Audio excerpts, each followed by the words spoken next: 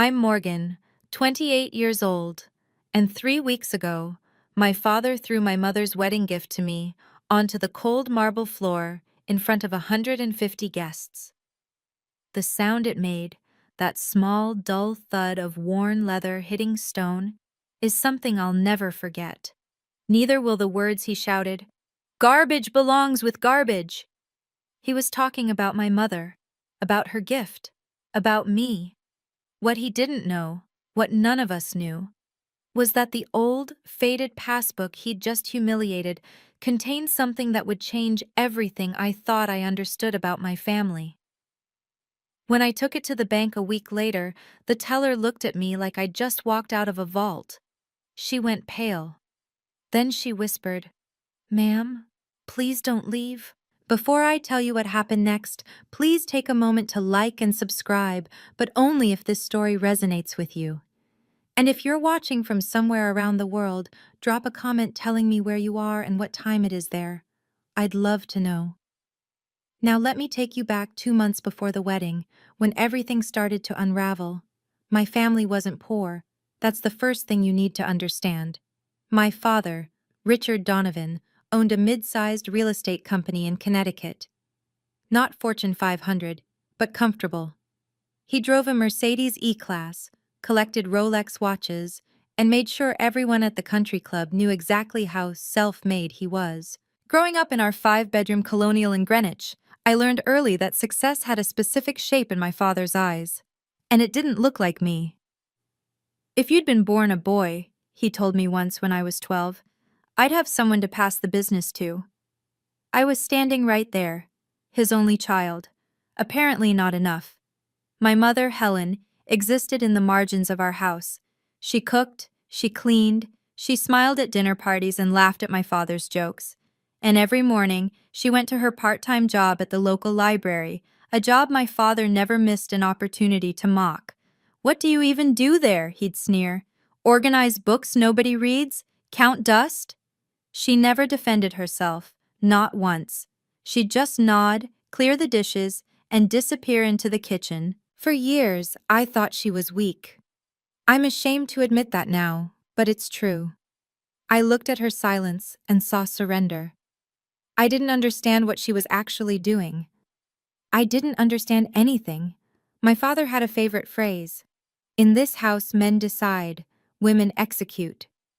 He said it like it was wisdom, like he was passing down some ancient truth instead of just cruelty wrapped in tradition. And for most of my life, I believed him. I believed that my mother had nothing, that she was nothing without him. I was so incredibly wrong. I met Daniel Mercer on a Tuesday in October during a field trip. I teach 3rd grade at Riverside Elementary. Yes, the career my father considers a waste of potential. I was chaperoning 23 8-year-olds through a construction site tour when I literally bumped into the architect explaining load-bearing walls. Daniel caught my elbow before I fell into a pile of lumber. His hands were warm. His smile was warmer. "Careful," he said. "This is a hard hat zone." I wasn't wearing a hard hat. Neither was my heart. We dated for 2 years before he proposed. 2 years of dinners where he actually asked about my day. 2 years of someone looking at me like I mattered, not for what I could provide, but for who I was. Daniel's family was different from mine in every way that counted. His father, Harold Mercer, ran Mercer Development, a commercial real estate firm that made my father's company look like a lemonade stand. But you'd never know it from how they treated people. The first time I met Harold and Catherine Mercer, they asked about my students. Not my family's net worth. Not my prospects. My students. "3rd grade is such a pivotal year," Catherine said, pouring me tea in their Manhattan penthouse. "That's when children really start to discover who they are." I almost cried. Nobody had ever talked about my work like it mattered before. When my father found out who Daniel's family was, something shifted. Suddenly, he was interested in my relationship. Suddenly, he wanted to meet my boyfriend. Suddenly, his daughter, the teacher, was making connections. He called me for the first time in 6 months the day after I announced my engagement, not to congratulate me, to ask about Harold Mercer's portfolio. I'll pay for everything, my father announced, 3 days after meeting Daniel's parents. I was sitting in his home office, the one with the mahogany desk and the framed photos of buildings he'd developed. He'd never invited me in here before. The leather chair creaked as he leaned forward, his eyes bright with something I'd never seen directed at me: interest. The whole wedding, venue, catering, flowers, everything. Consider it my gift. I should have been suspicious. My father had never spent more than $50 on my birthday presents. Suddenly he wanted to drop $80,000 on a wedding? But Daniel squeezed my hand under the table and whispered, "Maybe he's trying to change." I wanted to believe that. God, I wanted to believe that so badly. So I said yes. Within a week, my father had booked Westbrook Country Club, a venue he wasn't even a member of, but desperately wanted to be. He'd selected the caterer, the florist, the band. He'd designed invitations with gold foil lettering that cost more than my monthly salary. The guest list had 150 names. I recognized maybe 30 of them. Business associates, my father explained when I asked. Important people. Important to whom?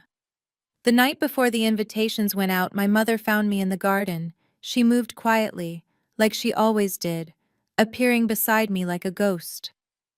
"Morgan," she said softly, pressing something into my hand. "I have a gift for you, too.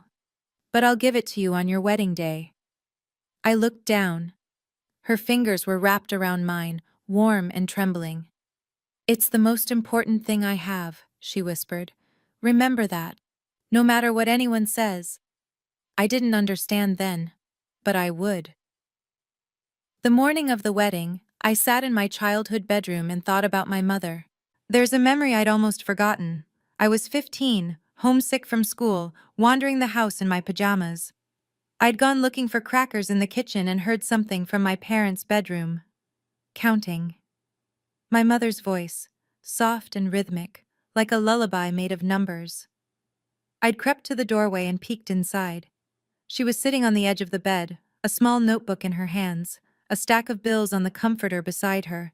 Not a lot of money, maybe a few $100s, but she was counting it like it was gold. When she saw me, her face changed. Not guilty exactly.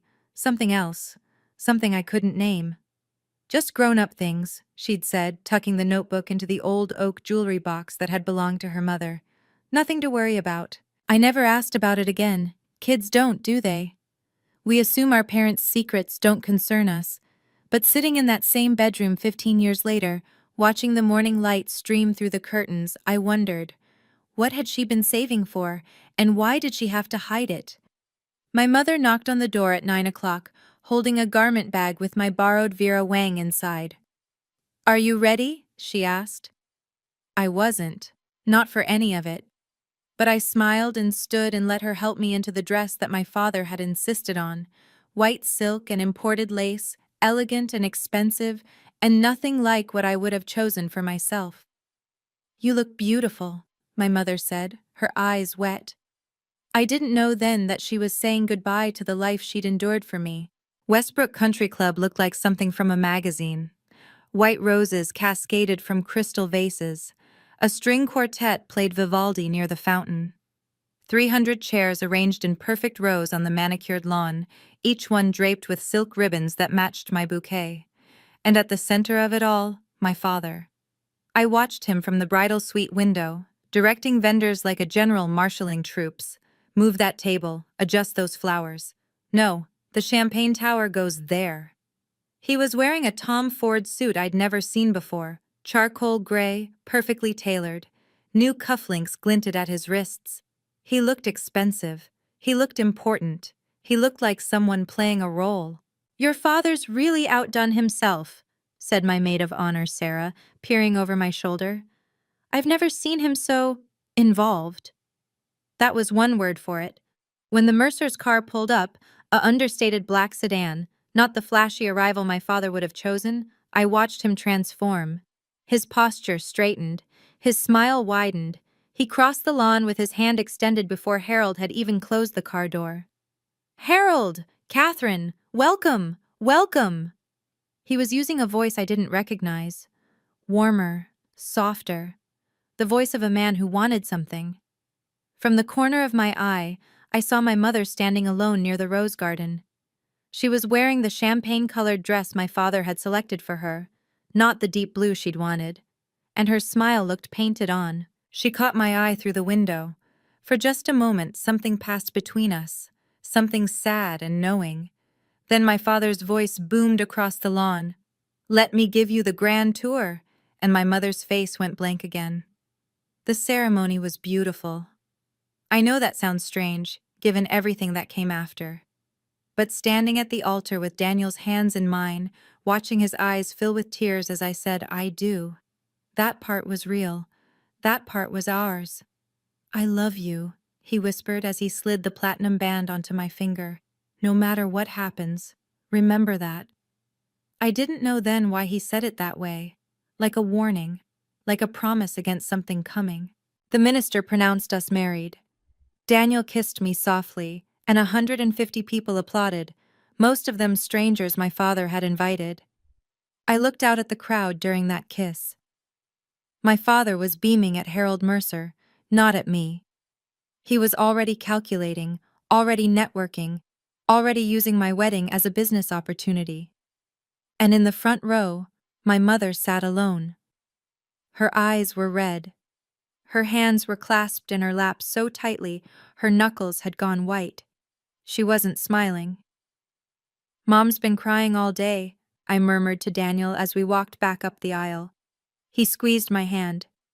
"Wedding emotions. It's normal." But something in my chest said it wasn't normal. Something said my mother wasn't crying from happiness. At the cocktail hour, I watched her hover near the edges of conversations, always alone, always watching my father work the room. Once, she reached out to touch his arm, and he shook her off without even looking. "Not now, Helen." 3 words, spoken like she was a fly buzzing near his champagne. She withdrew her hand slowly, carefully, like she'd learned to make herself small.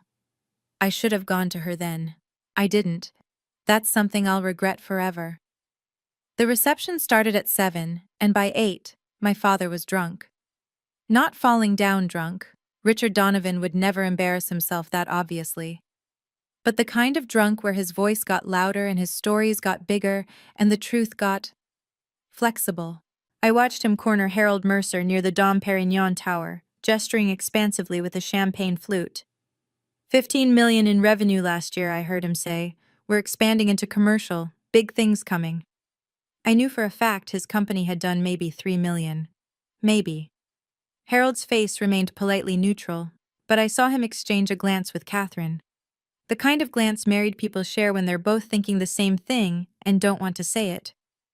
"Your father seems enthusiastic," Catherine said, appearing beside me at the dessert table. I wanted to apologize, to explain, to somehow separate myself from the performance happening across the room. "He's excited about the wedding," I managed. Catherine touched my arm gently. "I'm sure he is, dear." But her eyes said something different.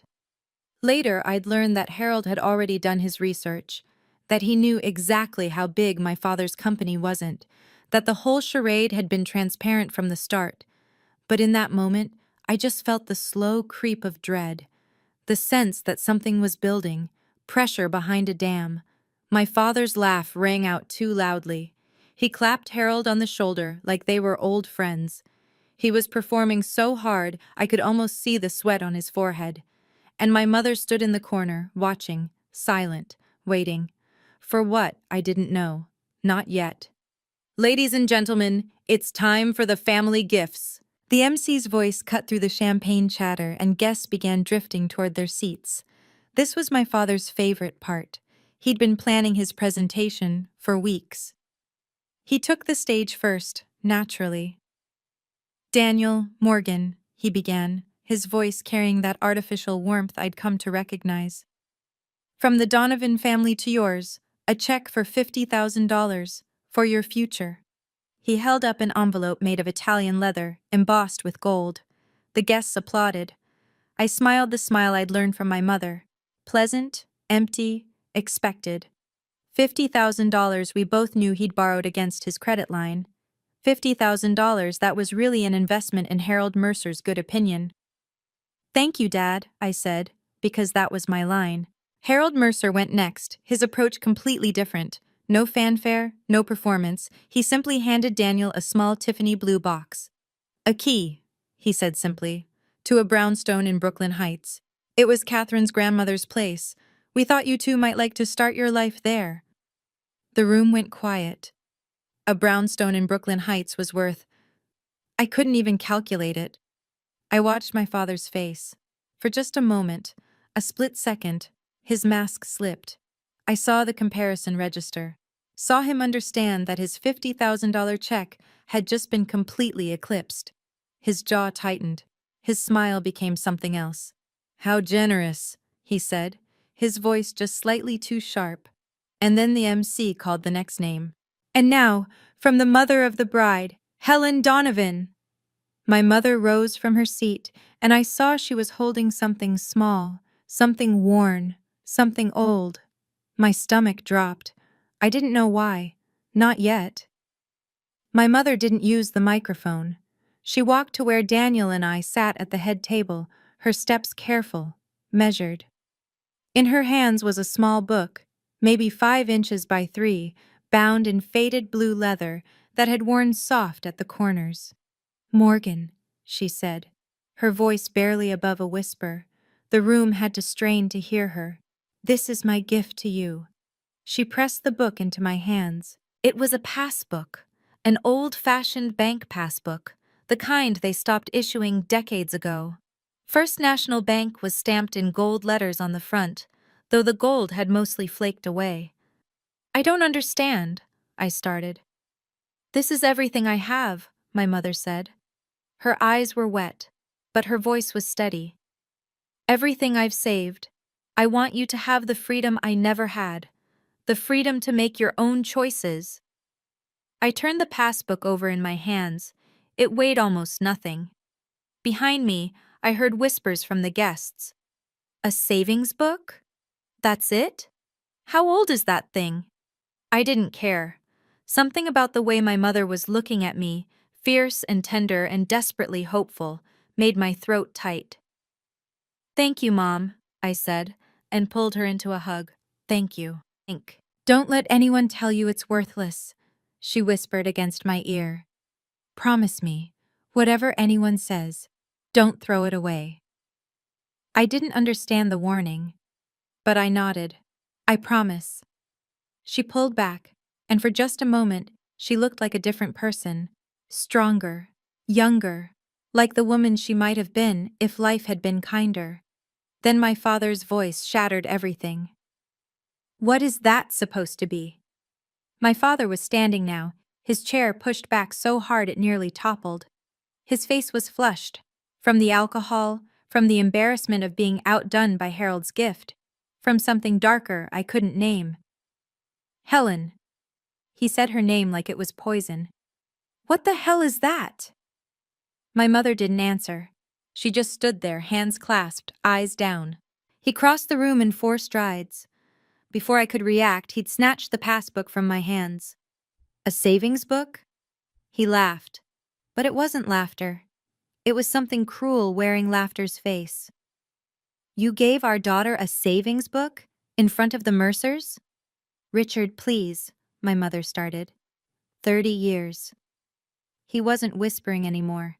His voice filled the ballroom, bouncing off the crystal chandeliers, the silk-draped walls. 30 years of marriage, and this is what you contribute?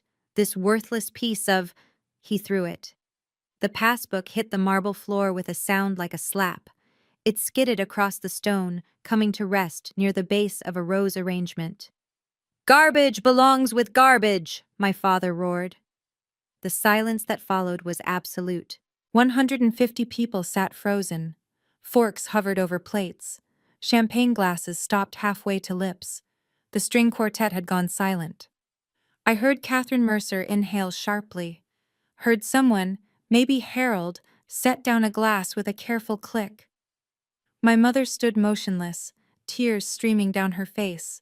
Silent, accepting, like she'd been trained to take this.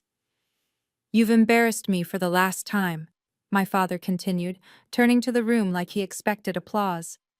"I apologize to our guests for my wife's pathetic display. The Donovans are better than this." He adjusted his Tom Ford jacket, smoothed his hair, smiled at Harold Mercer like nothing had happened. And in the terrible silence, my mother whispered something so soft that only I could hear. "I'm sorry, Morgan. I'm so sorry." She was apologizing to me. After everything he'd just done, she was apologizing. Something inside me snapped. Daniel's hand found mine under the table. His fingers were trembling, not from fear, but from the effort of holding himself back. "I'm going to," he started. "Don't." My voice came out steadier than I felt. "Don't give him what he wants." I could feel Daniel's rage like heat radiating off him. His jaw was clenched so tight I thought he might crack a tooth. His free hand had curled into a fist on the tablecloth. "Morgan, I know. I knew what Daniel wanted to do. Wanted to cross that room and put my father through the ice sculpture. Wanted to defend my mother's honor, my honor, in front of everyone who'd just witnessed the ugliest moment of my life. But I'd grown up with Richard Donovan. I knew how this played. If Daniel hit him, my father would be the victim. If Daniel yelled, my father would seem reasonable by comparison. Violence would give him exactly what he wanted, a distraction, a way to reframe the narrative. Instead of the man who'd just screamed at his wife over a savings book, he'd become the father-in-law who'd been attacked at his daughter's wedding. I wouldn't give him that satisfaction. Across the room, Harold Mercer was standing up. His face had gone cold, the warmth from earlier completely gone. "Catherine," he said quietly, "I think we should leave." "Yes," his wife agreed immediately. "I think we should." My father's smile faltered. "Harold, please, this is just a family matter." "Mr. Donovan," Harold's voice could have frozen the champagne. "I've seen enough to understand exactly what kind of man you are." They began gathering their things. And on the floor, near the roses, my mother's gift lay abandoned. Garbage, my father had called it. He had no idea. I released Daniel's hand. "Morgan?" His voice was worried. "What are you—" "Trust me." I stood up slowly. Every eye in the room tracked my movement. The silk of my wedding dress whispered against my legs as I stepped down from the head table. My father turned toward me, his face shifting through emotions. Confusion, irritation, the beginning of another tirade.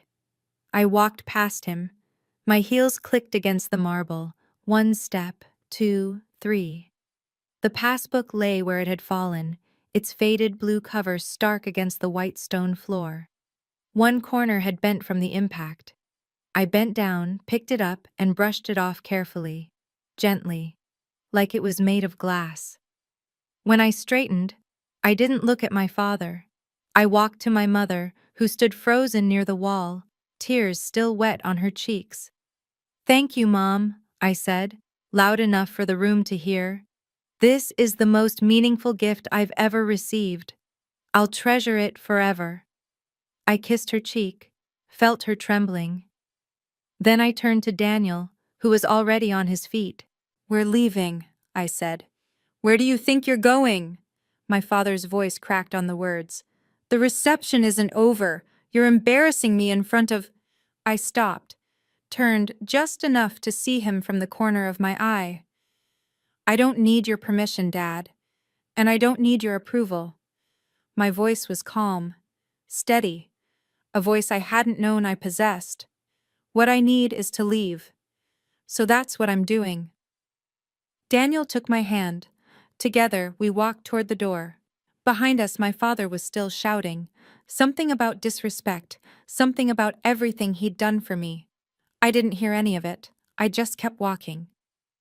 The brownstone in Brooklyn Heights was quiet. Harold and Catherine had given Daniel the key months ago, but we'd planned to save it for after the honeymoon. Instead, it became our refuge on our wedding night. Daniel ordered Thai food. Neither of us ate much. I sat on the window seat, still in my wedding dress. I hadn't had the energy to change, and watched the lights of the city blur through the glass. The passbook sat on the cushion beside me, its worn leather warm from my hand. "You don't have to look at it tonight," Daniel said softly. "Whatever's in there can wait." "I know." But I couldn't stop touching it, running my fingers over the embossed letters, wondering what my mother had meant by freedom. "She stayed for me," I said suddenly. "All those years, she stayed for me." Daniel sat down beside me, careful not to disturb the passbook. "You don't know that for sure." "I do." And somehow, I did. The way she'd looked at me today. The way she'd said, "I want you to have the freedom I never had." It wasn't just about money. It was about choices, about being trapped so long you forget there's a world outside the cage. "What do you want to do?" Daniel asked. "I don't know yet." But that wasn't entirely true. There was one thing I knew for certain. "My mother told me to go to the bank," I said. "First National, the Greenwich branch. She said to ask for a Mr. Patterson." Daniel was quiet for a moment. "Tomorrow?" I nodded. "Tomorrow." Through the window, the Manhattan Bridge glittered in the distance. Somewhere out there, my father was probably still raging. I didn't care anymore. I was done letting him control my life. My phone started buzzing at 6 in the morning. 17 missed calls, all from the same number. The voicemails ranged from fury to desperation, cycling back and forth like a broken record. First message: "You humiliated me in front of everyone, in front of Harold Mercer." Third message: "I'm cutting you out of the will. You'll get nothing." Seventh message: "Morgan, sweetie, Dad's sorry, okay? Dad had too much champagne. Let's talk about this."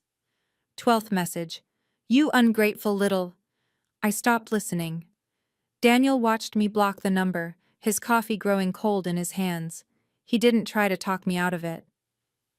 "My mother texted," I said, pulling up the message. Her words were brief, careful, like she'd thought about each one. "My dearest Morgan, I'm so sorry for what happened. Your father doesn't know what he threw away. Go to First National Bank, Greenwich branch. Ask for Mr. Thomas Patterson. Show him the passbook. He'll explain everything. I love you more than you will ever know. Mom." I read it 3 times. "What do you think it means?" Daniel asked. "I don't know." I looked at the passbook on the coffee table, its faded cover innocuous in the morning light. There's an account number inside, a few old deposits. The last one was in 2003. The balance says $847. Daniel frowned. "That's not nothing. But it's not exactly life-changing." "No. But my mom said it's the most important thing she has." I picked up the passbook, feeling its weight, or lack of weight, in my palm. "And she said to go to the bank." So that's what I was going to do. Whatever secrets my mother had been keeping, I was about to find out. First National Bank's Greenwich branch looked like it had been there since before the town existed. Stone columns framed the entrance. Brass fixtures glowed in the morning sun. The kind of old money elegance that made my father's McMansion ambitions look exactly as desperate as they were. Daniel held my hand as we walked through the revolving doors. Inside, the air smelled like leather and old paper. Tellers in crisp uniforms worked behind mahogany counters. A security guard nodded at us politely. "Can I help you?" A young woman, her nameplate said Emily, smiled at us from the first window. "I have a Passbook account," I said, sliding the worn leather booklet across the counter. "I'd like to check the balance." Emily took it with a slightly puzzled look. Passbooks were relics of another era, but she scanned the account number into her computer without comment. Then her face changed. I've replayed that moment 1,000 times in my memory. The way her eyes went wide, the way her fingers stopped moving, the way she looked at the screen, then at me, then back at the screen. I'm sorry, could you excuse me for just one moment?" She didn't wait for an answer. She pressed a button under her counter and disappeared through a door marked "Employees Only." Daniel's hand tightened on mine. "What just happened?" "I don't know." But my heart was pounding. Something was wrong, or something was very, very right. Through the door, I could hear muffled voices, then footsteps. Then the door opened again, and a silver-haired man in a three-piece suit emerged. He looked at me with an expression I couldn't read. "Mrs. Mercer?" he said. "I'm Thomas Patterson, branch manager. Would you please come with me?" He gestured toward a door marked Private Banking. "And please," he added quietly, "don't leave." Let me pause here for just a moment. If you've ever been made to feel small by someone who was supposed to love you, if you've ever been told that your dreams weren't worth pursuing or that your contributions weren't valuable, I want you to know you're not alone. And sometimes the things that look the most ordinary are hiding something extraordinary inside. What do you think was in that account? Drop your guess in the comments before we continue. Now, back to the bank. The private banking section was nothing like the public lobby. Persian rugs, oil paintings, leather chairs that probably cost more than my annual salary. Mr. Patterson led us to a mahogany desk and gestured for us to sit. "May I?" He held out his hand for the passbook. I gave it to him. He opened it carefully, reverently, and typed the account number into his computer. For a long moment, he just stared at the screen. "Mrs. Mercer," he said finally, "do you know what this is?" "A savings account," I said. "My mother gave it to me, at my wedding." "It's more than that." He turned the monitor so I could see it. "This passbook is the key to a trust account that was established 25 years ago. Your mother is the settlor. You've been the designated beneficiary since birth." I looked at the screen. I couldn't process what I was seeing. "The current balance," Mr. Patterson continued, his voice gentle, "is $2,147,893.41. The room tilted. "I'm sorry, what?" $2.1 million, Mrs. Mercer. Mr. Patterson folded his hands on the desk. "Your mother has been building this fund for 25 years. Monthly deposits from her employment, careful investments managed by our team, and an initial contribution of $200,000 from an inheritance she received in 1999. 200, I couldn't breathe. My grandmother left her, Margaret Wilson, yes. The inheritance was her separate property, legally distinct from any marital assets. Your mother invested it wisely and added to it over time." He paused. "She came to see me every year on your birthday, without fail, to check on the account, to ensure everything was in order." I was crying. I didn't know when I'd started. Daniel's arm wrapped around me, but I couldn't feel it. My mother. My quiet, overlooked, useless mother.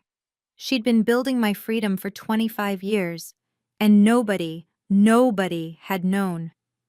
"I don't understand," I managed through my tears. "How is this possible? My father, he controlled everything. How did she hide this from him?" Mr. Patterson's expression was sympathetic, but careful. "I can only tell you what I know, Mrs. Mercer. Your mother opened this account before I was branch manager. My predecessor established the relationship, but she's been very methodical."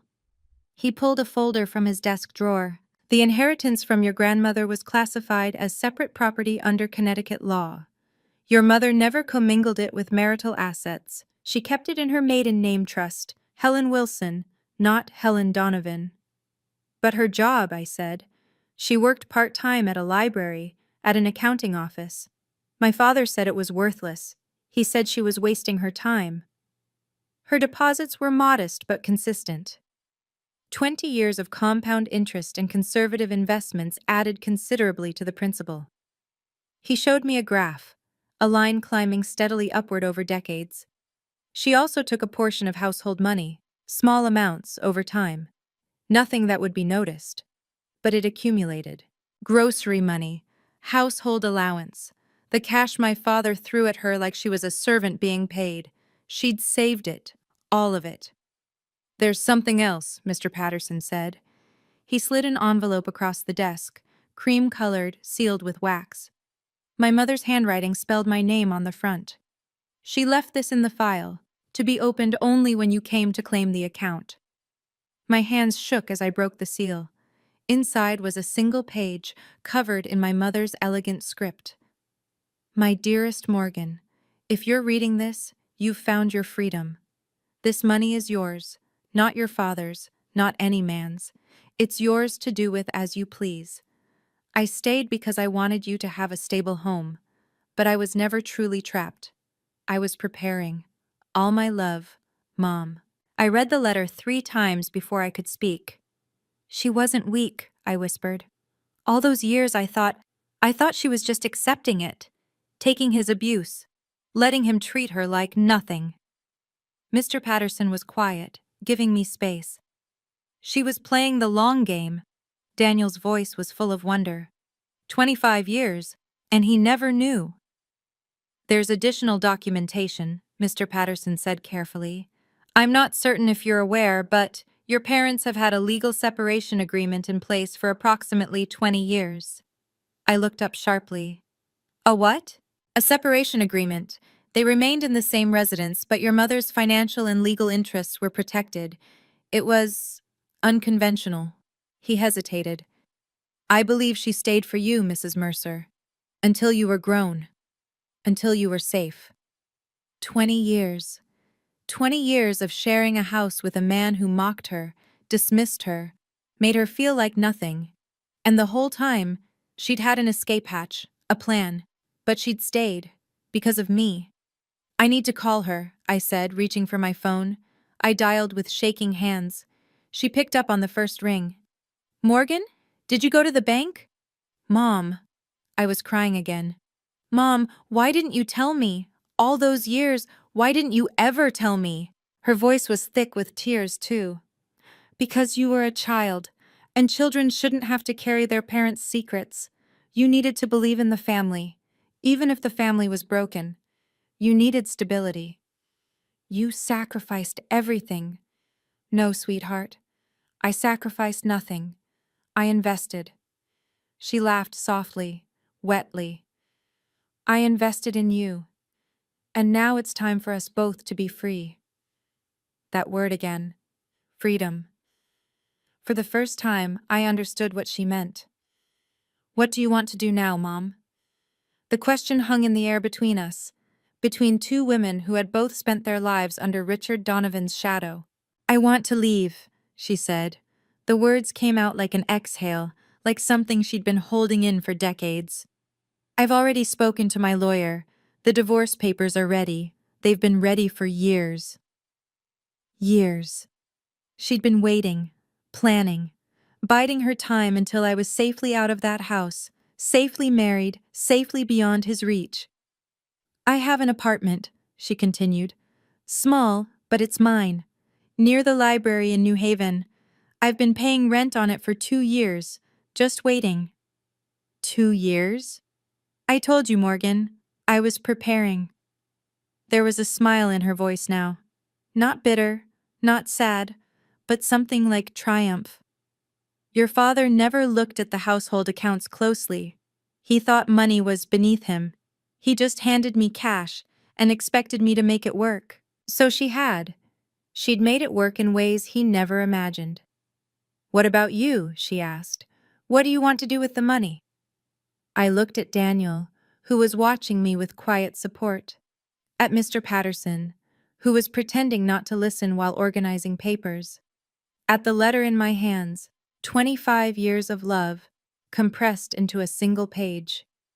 I don't want to use it for revenge, I said slowly. I don't want to rub it in his face or humiliate him. No. No. I folded the letter carefully, placed it back in its envelope. I just want to live my life, without him in it, without his approval, without his money, without his voice in my head telling me I'm not enough. My mother was quiet for a moment. Then she said, That's exactly what I hoped you'd say. 1 week after the wedding, my mother started packing. I wasn't there when my father found out, but she told me about it later, in that quiet, factual way she'd developed over 30 years of marriage. He came home early, found her in the bedroom with a Samsonite suitcase open on the bed. What the hell do you think you're doing? She didn't stop folding. I'm leaving, Richard. I've filed for divorce. You'll be served papers by the end of the week. He laughed. That cruel, dismissive laugh I'd heard my whole life. With what? You don't have anything.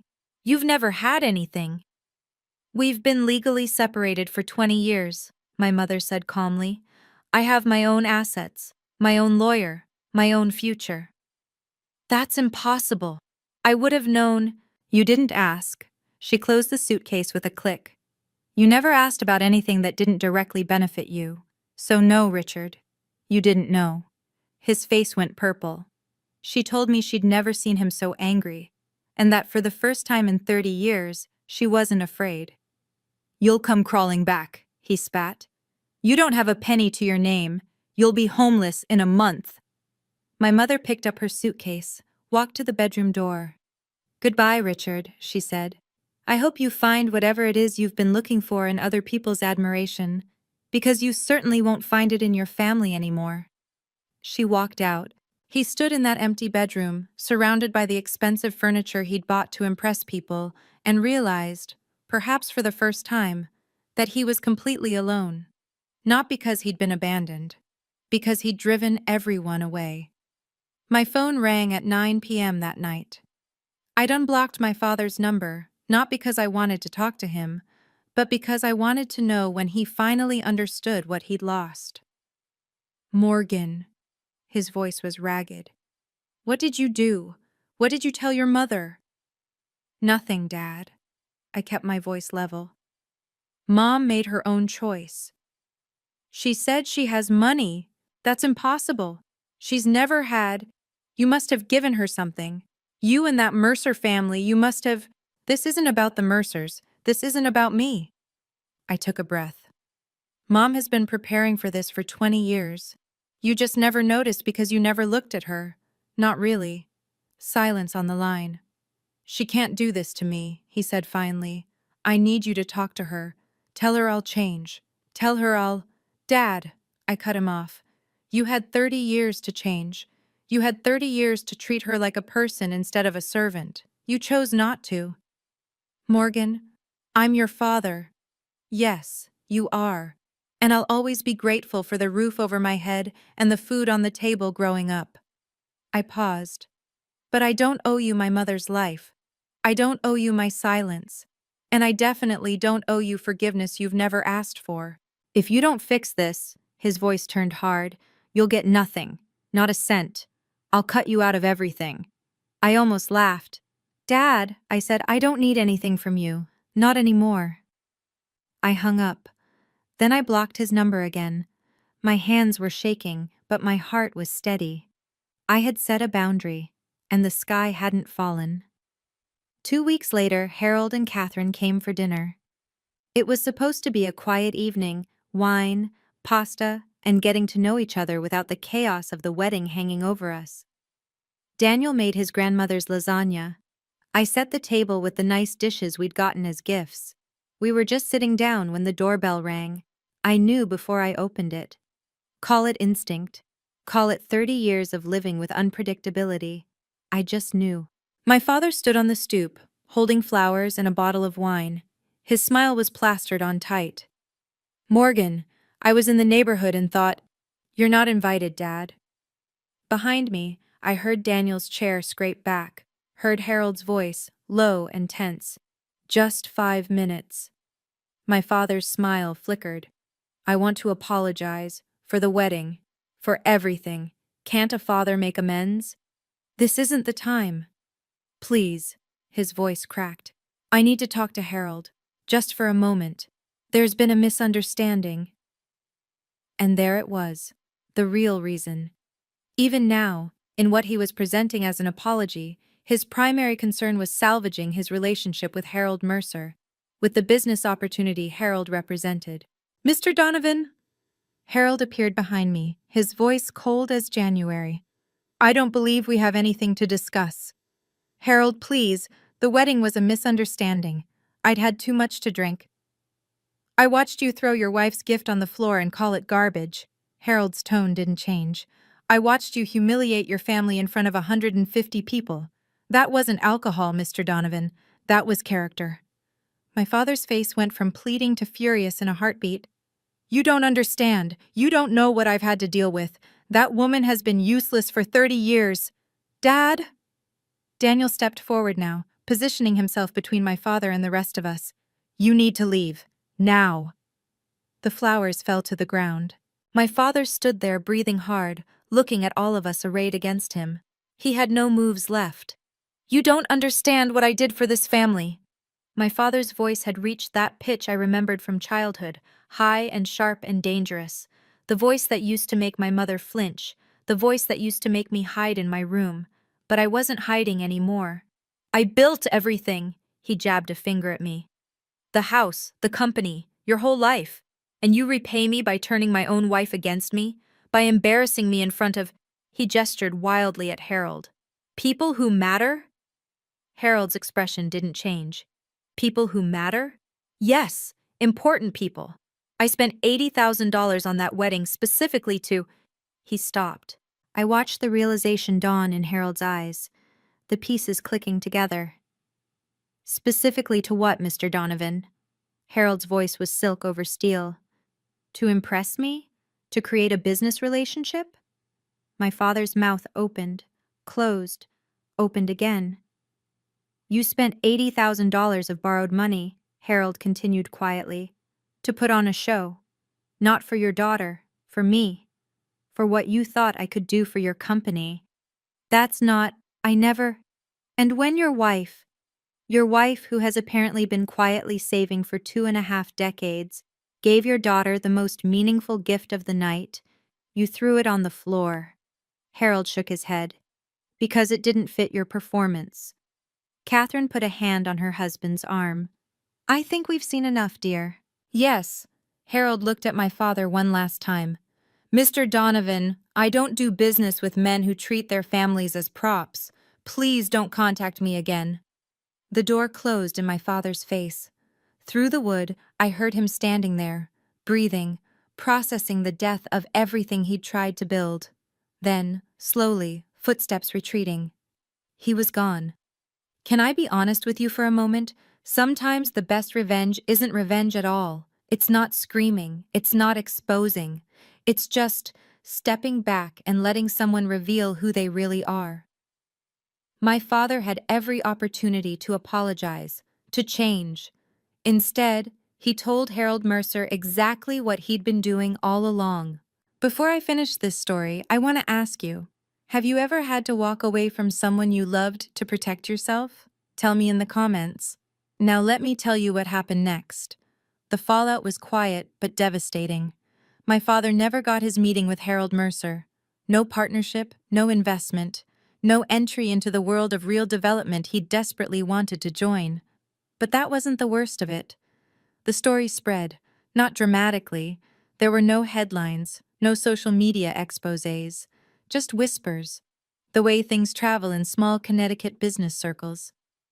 Did you hear what happened at the Donovan wedding? Apparently he threw his wife's gift on the floor. The Mercers left before the cake was cut. Within months, 2 deals my father had been pursuing fell through. Nothing official, just politely declined meetings, unreturned phone calls, lunch dates that never got scheduled. His company didn't collapse. He wasn't ruined. But the doors he'd spent decades trying to open, they were closed now, quietly, firmly, permanently. I didn't take any pleasure in it. Okay, maybe a little, but mostly, I just felt tired. Tired of the decades of performance. Tired of the lies and the manipulation and the constant, exhausting effort to earn approval from someone incapable of giving it. My father called occasionally in those first few months. I never answered. He sent letters, long, rambling things that alternated between apology and accusation. I read the first one, threw away the rest. Don't you think you should talk to him? A colleague asked me once. He's still your father. I thought about that. He is, I agreed. And I don't hate him, but I don't need him in my life to love him from a distance. Some relationships are healthier with space. She didn't understand. That was okay. Most people don't understand until they've lived it, until they've had to build walls just to survive. My mother bloomed. There's no other word for it. In the months after she moved into her New Haven apartment, I watched her transform into someone I'd never met before. She cut her hair short, something my father had forbidden for 30 years. She painted her living room yellow, her favorite color, the one he'd called tacky. She volunteered at the library where she'd once worked, not for money now, but for joy. I forgot what it felt like, she told me over lunch one day, to make a decision and not have to defend it, to just be. The divorce finalized quietly. My father couldn't contest anything. The separation agreement had been ironclad for 2 decades. He got the house and the business. She got her freedom. She told me she'd started writing. A journal at first, then something more structured. 30 years of memories, observations, survival strategies. I'm thinking of turning it into a book, she said, almost shyly. A memoir, maybe, for other women in situations like mine. Mom. I took her hand across the cafe table. That's incredible. I don't know if anyone would read it. I would read it, and I think a lot of other people would too. I squeezed her fingers. You have a story worth telling. She smiled, a real smile, not the painted-on version I'd grown up watching. You know what I realized? She said. All those years, I thought I was weak for staying, for not fighting back. But I wasn't staying because I was weak. I was staying because I was building something. A future for you. And now, she gestured around at her small, sunny apartment. Now I get to build something for myself. It was the bravest thing I'd ever heard. People asked me what I was going to do with the money. $2 million, life-changing money, quit your job money, buy a mansion and never work again money. I kept teaching. I know. It sounds crazy, but here's the thing. I didn't become a teacher because I couldn't do anything else. I became a teacher because I love it. Because every day I get to watch 8-year-olds discover that they're capable of more than they thought. How could money replace that? But I did use it. Carefully, meaningfully. I worked with a financial advisor to establish a scholarship fund, the Margaret Wilson Education Fund, named for my grandmother, whose inheritance had started everything. Every year, it would help 5 students from low-income families attend college. Why not your name? Daniel asked when I showed him the paperwork. Because it's not about me. I signed the final document. It's about continuing what my mother started, using silence and patience and small, steady actions to change lives. We bought a house in Connecticut, not Greenwich, not my father's territory, but a quiet neighborhood where the schools were good and the neighbors waved hello. 3 bedrooms, a backyard, a kitchen big enough to cook Sunday dinners. And I started teaching a new unit to my 3rd graders, financial literacy. How to save. How to plan. How small actions, repeated over time, can build something enormous. They were too young to fully understand, but someday they would. You're really not going to quit? My friend Sarah asked, incredulous. Why would I quit? Because you could do anything, travel the world, start a business, buy a yacht. I laughed. What would I do with a yacht? She didn't get it. That was okay. The best things in life aren't measured in square footage or horsepower. My mother taught me that. My father and I haven't spoken in 18 months.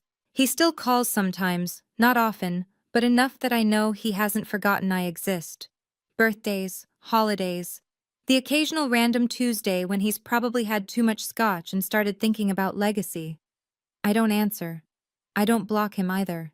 It's a strange position to hold, loving someone you can't be around, understanding them while refusing to accept their behavior, mourning a relationship that was never what you needed it to be. Will you ever forgive him? Daniel asked me once. I had to think about it.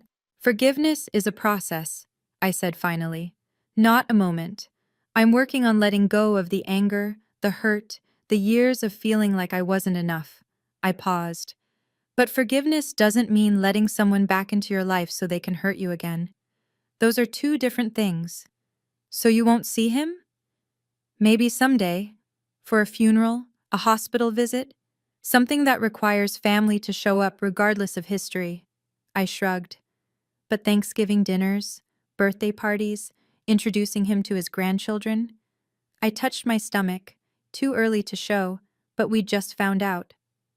Not until he can demonstrate real change, and not just change for a week or a month, change that sticks. Some people thought I was being too harsh. Others thought I wasn't being harsh enough. Here's what I've learned. You can't make everyone happy. You can only make choices you can live with. And I could live with distance. I could live with boundaries. I could live with loving my father from afar while protecting myself and my family from his chaos. It wasn't perfect, but it was honest. And sometimes, honest is the best you can do. 3 years later, I'm sitting in my kitchen, watching my daughter eat scrambled eggs. Her name is Margaret. Maggie for short. She has Daniel's eyes and my mother's stubborn chin and a laugh that fills every room she's in. My mother is here too, helping Maggie navigate the complex engineering of getting eggs onto a fork. She's 60 now, silver-haired and serene in a way I never saw growing up. She published her memoir last year. It didn't make the bestseller lists, but she's gotten dozens of letters from women who recognize their own stories in her words. Worth it, she told me, holding one of those letters. Even if it only helped one person, it was worth it. Daniel is making coffee, humming something under his breath. He's expanded his architecture practice to include pro bono work for community centers. Giving back, he calls it, paying forward the luck we've had. The Margaret Wilson Education Fund has now helped 43 students attend college.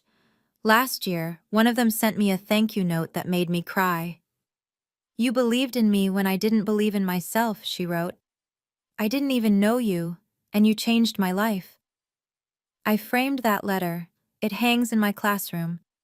Through the window I can see the Connecticut afternoon, leaves turning gold, sunlight slanting through the trees. It's the kind of day that used to make me anxious, because perfect weather meant my father would want to entertain, and entertaining meant performing, and performing meant exhaustion. Now perfect weather just means perfect weather. Mama, Maggie says, holding up her fork triumphantly, I did it! You did, baby. I'm so proud of you. My mother catches my eye across the table. She's smiling. We both are. I keep the passbook in a frame now.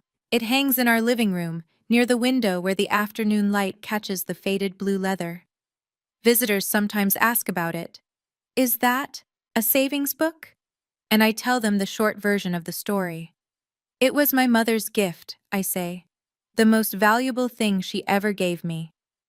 They always ask how much was in it. That's not the point I want to tell them. $2 million matters, yes. But what matters more is what it represented. 25 years of patience, 25 years of small, invisible actions building towards something enormous. 25 years of love expressed not through words, but through preparation. My mother didn't save me by swooping in at the last moment with a dramatic rescue.